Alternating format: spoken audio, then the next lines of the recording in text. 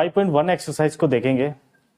देखो इस क्वेश्चन में फर्स्ट क्वेश्चन में आपको स्टेटमेंट्स दी हुई हैं और इन स्टेटमेंट्स के अकॉर्डिंगली जो डाटा आएगा, जो सीरीज बनेगी आपके पास, वो आपने पहचाननी कि एपी है कि नहीं है। और एपी अगर वो एपी होगी तो इसका मतलब जो टर्म्स के बीच में डिफरेंस होगा वो सेम होगा। ठीक है, तो कॉमन डिफरेंस से जो सीरीज है वो प्रोग्रेस करेगी।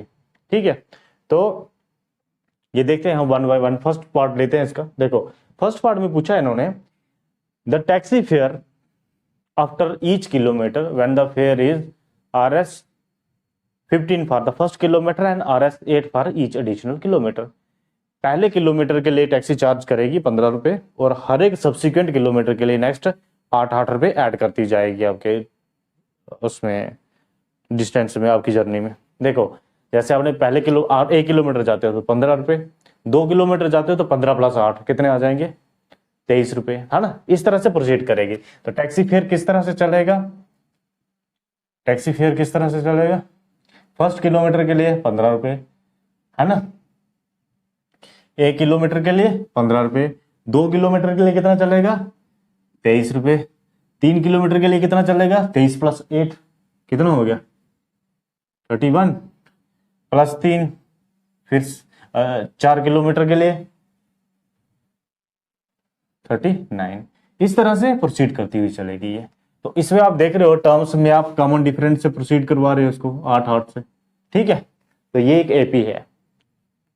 ठीक है, तो ये डाटा से जो आपके पास सीरीज बन रही है दैट इज एपी। ठीक है, ये मैंने आपके जानकारी के लिए पहले फर्स्ट किलोमीटर के लिए इतने, 1 किलोमीटर के लिए इतना चलेगा, 2 किलोमीटर के लिए इतना चार्ज होगा, 3 किलोमीटर के लिए इतना, 4, 5, 6, 7 जितने मर्जी किलोमीटर चलो, 8 हर किलोमीटर के डालते चलो। सिर्फ आपको फर्स्ट किलोमीटर के लिए कितने देने, 15 रुपए, और उसके बाद 8 रुपए डालते जाने हैं उसमें। ठीक है, तो ये हो गया आपको फर्स्ट क्वेश्चन। तो ये आपको एपी में है।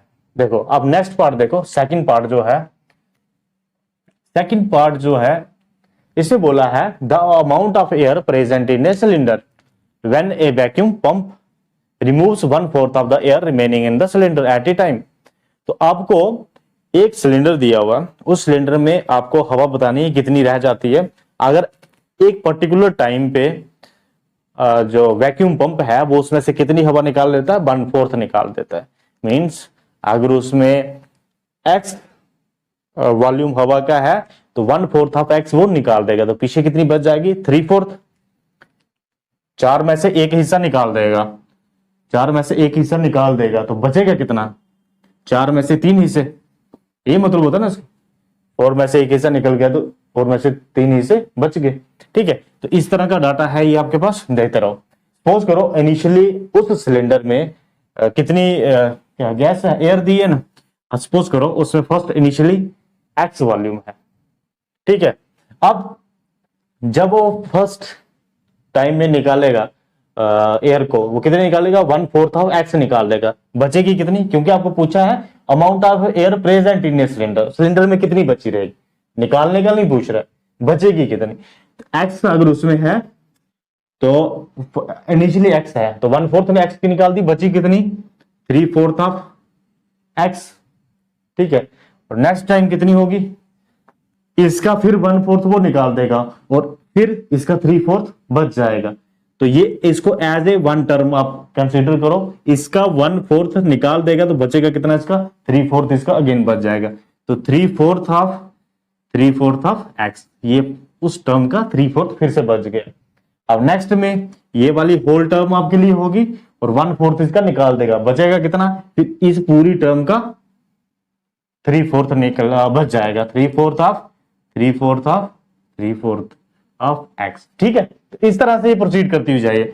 एक बार 3/4, 2 बार 3/4, तो इसको आप ऐसे भी लिख सकते हो 3/4 का होल स्क्वायर ऑफ x, है ना, कामा 3/4 का होल क्यूब x। इस तरह से प्रोसीड करती हुई ये डाटा जा रहा है। अब ये डाटा जो है एक एपी में नहीं है, ये डाटा एपी की फॉर्म में नहीं है, ये सीरीज एपी की फॉर्म में नहीं है, क्योंकि इसमें जो कॉमन डिफरेंस आपके पास आएगा, इस टर्म को इस टर्म से निकाल के वो अलग होगा, इस टर्म से इस टर्म को निकाल के वो अलग होगा। जैसे 2 का निकाल के लिख लेते हैं, ये a2 है, ये सेकेंड टर्म में है, ये फर्स्ट टर्म में, ये थर्ड टर्म है। तो हम आगे डिफरेंस निकालें a2 माइनस a1, वो कितना आ जाएगा 3/4 x माइनस एक्स। तो इसमें से कितना बचेगा ये 3/4 x माइनस एक्स, तो कितना बच जाएगा ये -1/4 x, ये बच जाएगा। x में से 3/4 x निकाल दो, ठीक है, तो -1/4 x बच जाएगा, ठीक है। तो ये कितना आ जाएगा -1/4 x। अब देखो इसमें से इसको निकालो a3 माइनस a1, इसकी आपको समझ लगी, ये मैंने शॉर्टकट कैसे कर लिया। जैसे कई बार आपको दिया होता है ना x माइनस 1/2 ऑफ x, आपको पता है 1x में से आधा निकालना है, तो आधा बचेगा, आधा कौन सा पॉजिटिव का बचेगा। वैसे इधर 4 में से 3 हिस्से x के निकाल देने हैं, ओवरऑल x से 4 में से 3 हिस्से निकलने हैं, डिफरेंस ही है ना ये, और बचेगा क्या 1/4 x बचेगा, वो भी किसका माइनस का, क्योंकि नेगेटिव टर्म बड़ी है, ठीक है। एक में से 3/4 निकाल रहे हो, 1/4 बच जाएगा, तो 1/4 x आ जाएगा। a3 माइनस a1 सॉल्व करके भी देख सकते हो, यही आएगा, ठीक है। तो अगला है आपको a3 माइनस a2 करते हैं, a3 में से a2 निकालते हैं, तो a3 कितना हो गया आपके पास 3/4 का whole square x minus 3/4 of x, ये बन गया। अब इसको सॉल्व करो, देखो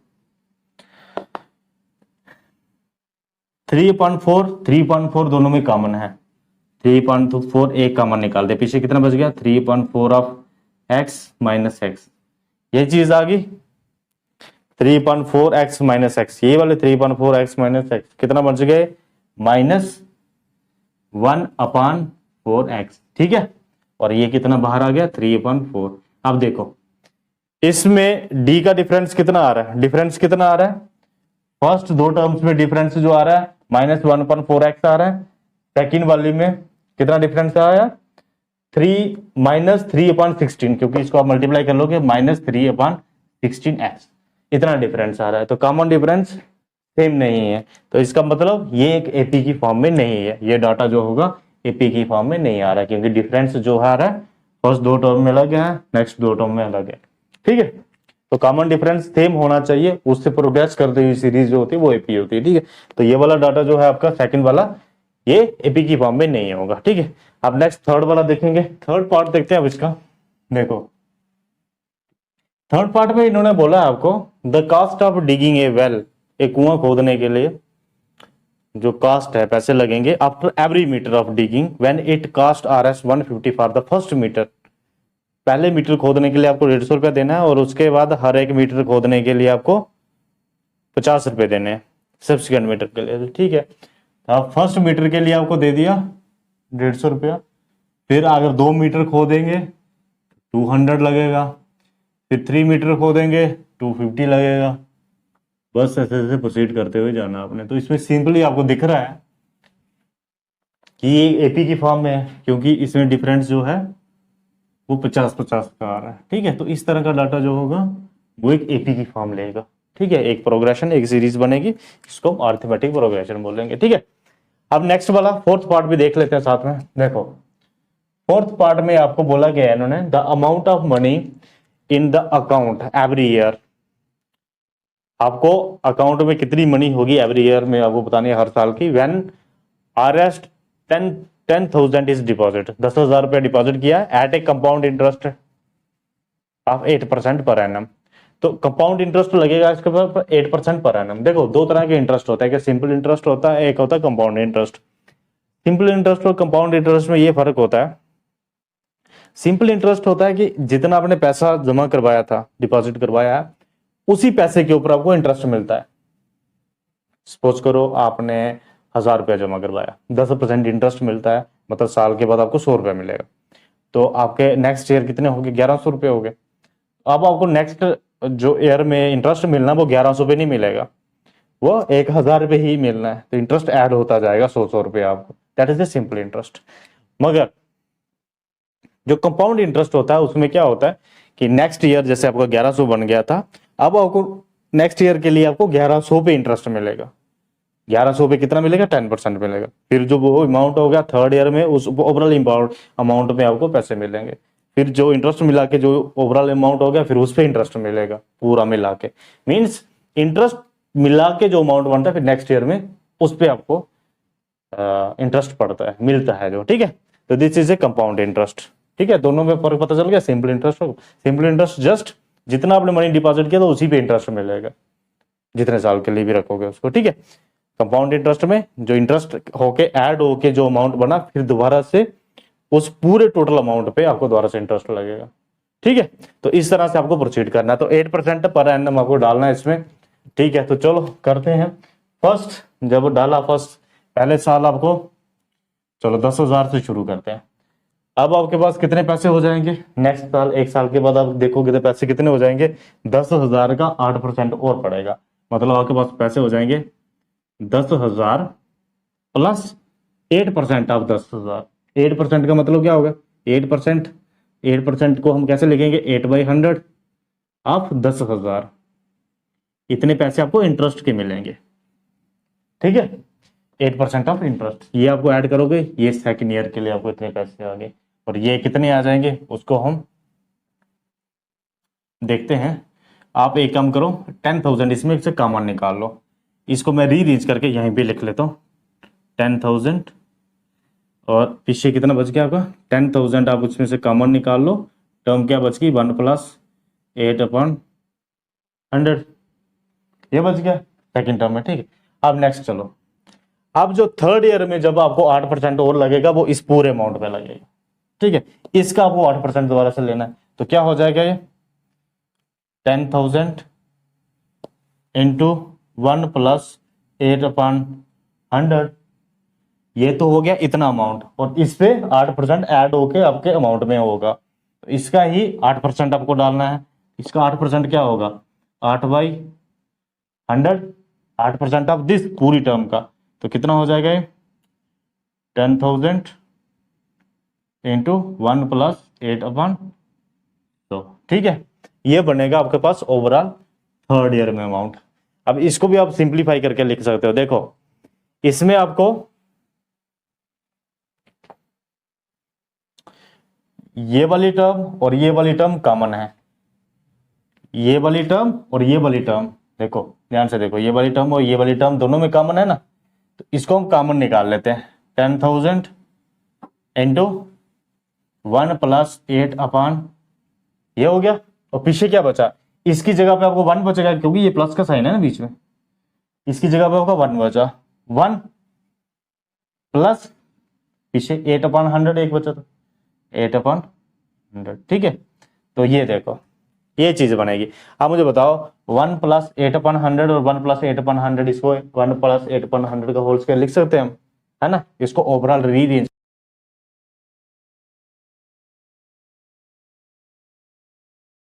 बन गया ये 10,000 इंटू 1 + 8/100 का होल स्क्वायर।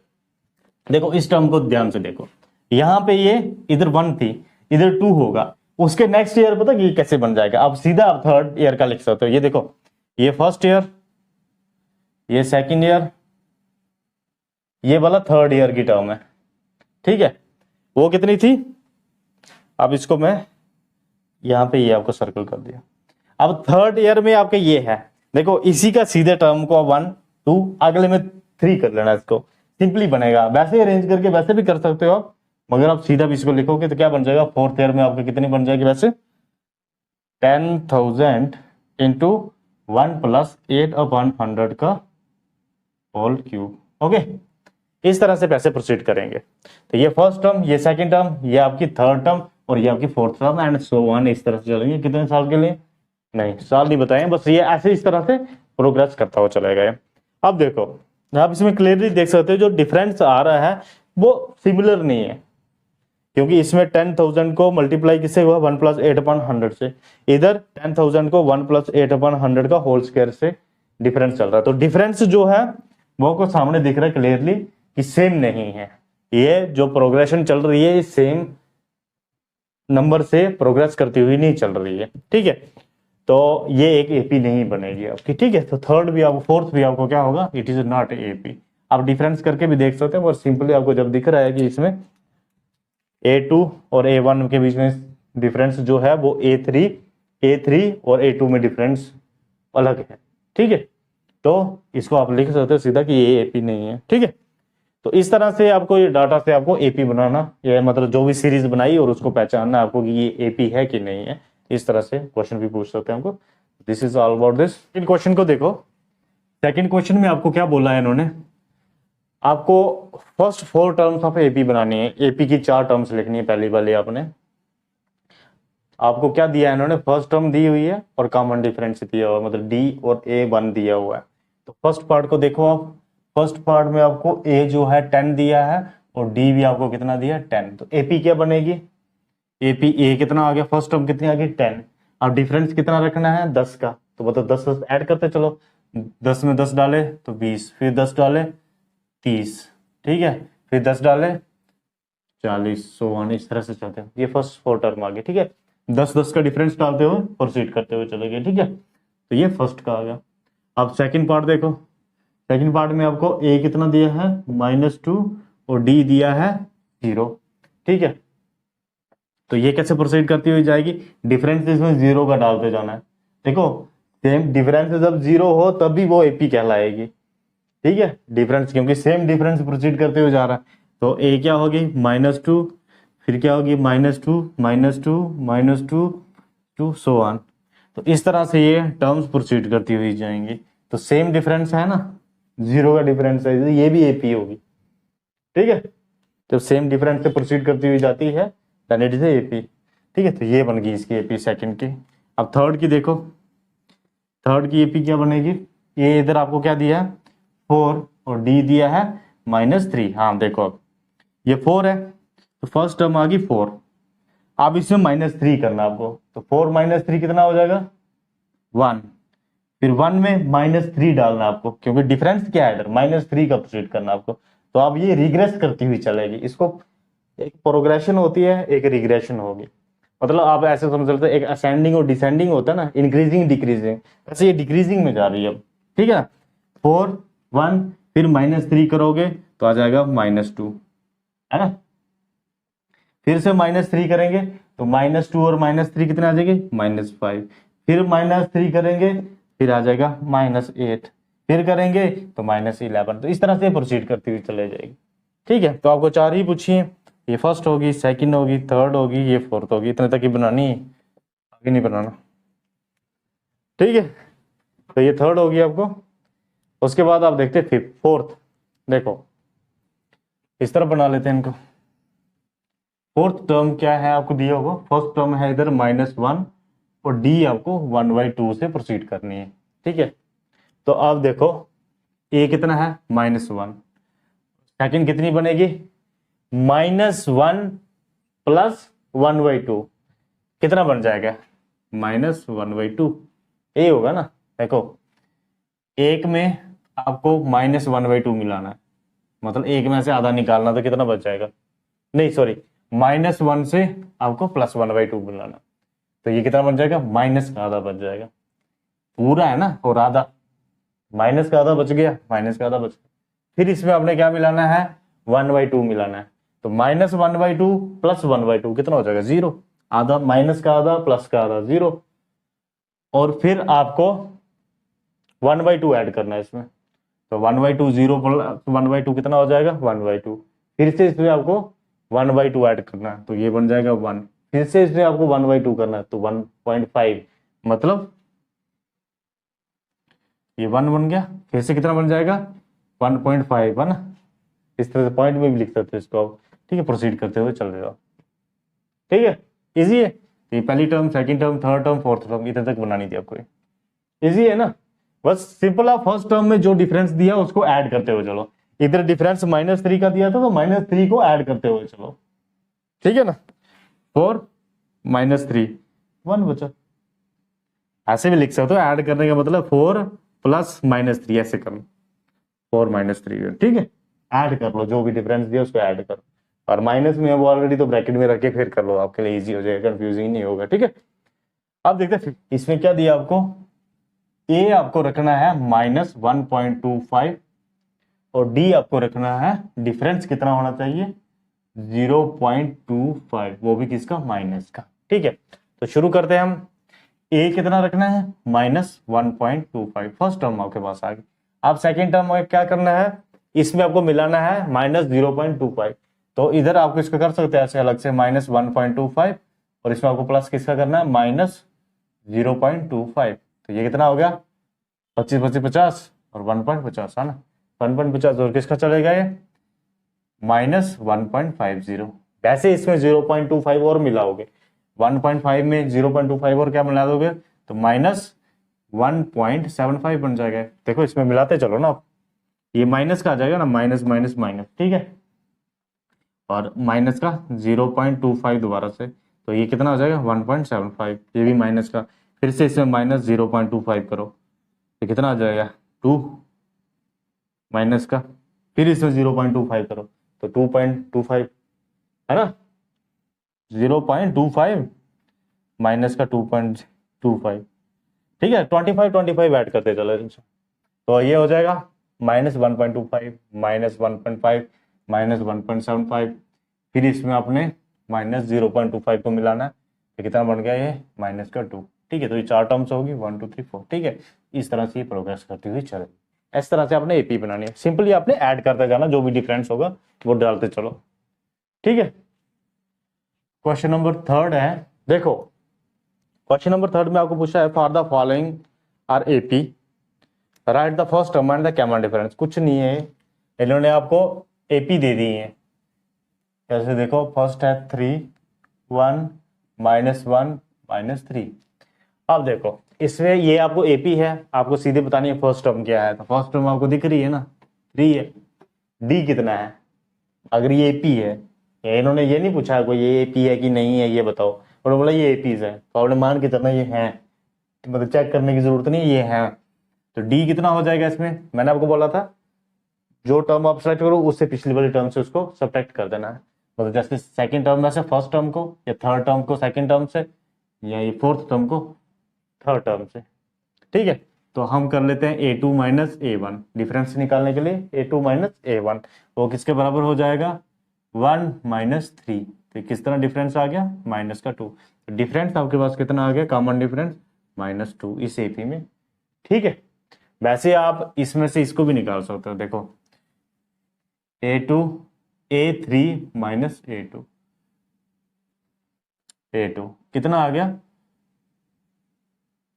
A3 कितना है -1 और 1 -1 है ना, निकालना ना इसमें माइनस और 1। ठीक है, तो कितना आ गया -2, कारण से। ठीक है, तो इस तरह से करना, टर्म में से पिछली टर्म को निकालना है, हमेशा डिफरेंस इसी तरह से आपको पता चलेगा, चाहे वो नेगेटिव में प्रोसीड कर रही होगी या पॉजिटिव में प्रोसीड कर रही होगी, इस तरह से आपको निकालना है। अब देखो इसका सेकंड पार्ट, अब सेकंड पार्ट, इसका सेकंड पार्ट आप कर लोगे, थर्ड पार्ट करते हैं इसका सीधा। देखो थर्ड पार्ट है इसका 1/3 5/3 9/3 13/3, तो ए क्या है इसमें 1/3। ठीक है, और डिफरेंस कितना होगा, डी क्या है A2 - A1, A2 - A1 है ना, सेकंड टर्म में से फर्स्ट टर्म को निकालो तो कितना हो जाएगा 5/3 में से 1/3 निकालो, तो डिनोमिनेटर सेम है तो न्यूमिनेटर को सिंपली ऐड कर लो, तो 3, तो 5 - 1 कितना आ गया 4/3, तो ये 4/3 से प्रोसीड करती हुई जा रही है। ठीक है, ये 4/3 ऐड करो 4/3 4/3, इस तरह से प्रोसीड करती जा रही है। ठीक है, तो इस तरह से आप एपी का फर्स्ट टर्म तो सिंपल ही है, डिफरेंस बता सकते हो, सेकंड टर्म में से फर्स्ट टर्म, थर्ड टर्म में से सेकंड टर्म, फोर्थ टर्म में से थर्ड टर्म, इस तरह से निकाल के आप डिफरेंस बता सकते हो इसमें। ठीक है, फोर्थ पार्ट देखते हैं इसका 0.6 1.7 2.8 और 3.9, ये आपको एपी दी है इन्होंने, तो इसका ए क्या है 0.6 for the first term 0.6, difference क्या होगा 1.7 - 0.6, सेकंड टर्म लिख देना इसको A2 - A1। ओके, तो करो 1.7 में से 0.6 निकाल दो, 1.1 बचेगा, है ना। डिफरेंस कितना आ गया 1.1 का, डी कितना आ गया 1.1। तो ये प्रोसीड करती हुई जा रही है 1.1 से। देखो इसमें ऐड करो 1.7 में 1.1 करोगे देखो 2.8 बन रहा है ना। ऐसे 1.1 में कंफ्यूज हो रहे हो तो 17 में 11 मिला दो, 2.8 28 बन गया, फिर 11 मिला लो 39 बन गया, फिर 11 मिलाओ, ठीक है। तो इस तरह से डिफरेंस इसमें सेम है, तो कॉमन डिफरेंस से प्रोसीड करती हुई जा रही है। दिस इज एपी, ठीक है। तो ये है आपको थर्ड क्वेश्चन।